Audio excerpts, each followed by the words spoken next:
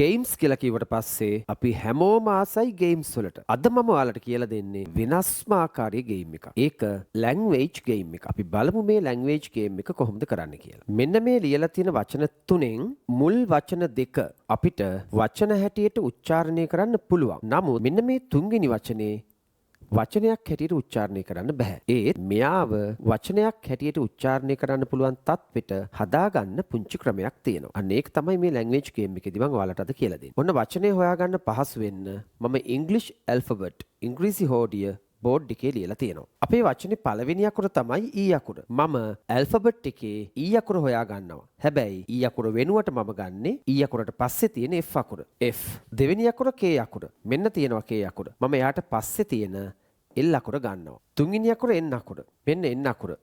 මම N අකුරට පස්සේ තියෙන O අකුර තමයි අපේ වචනෙට එකතු කරන්නේ. ඊට පස්සේ V. V අකුරට පස්සේ තියෙන්නේ W. D. D වලට පස්සෙන් ඉන්නේ E.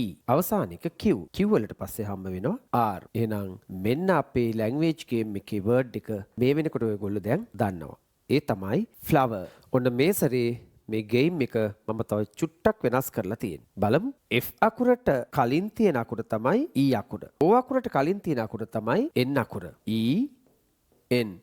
H අකුරට කලින් තියෙන අකුර තමයි G අකුර. M අකුරට කලින් තියෙන අකුර තමයි L අකුර. එහෙනම් අපේ වචනේ තමයි English. මෙන්න මේ ලැන්ග්වේජ් ගේම් එකට අපි කියනවා code breaking කියලා.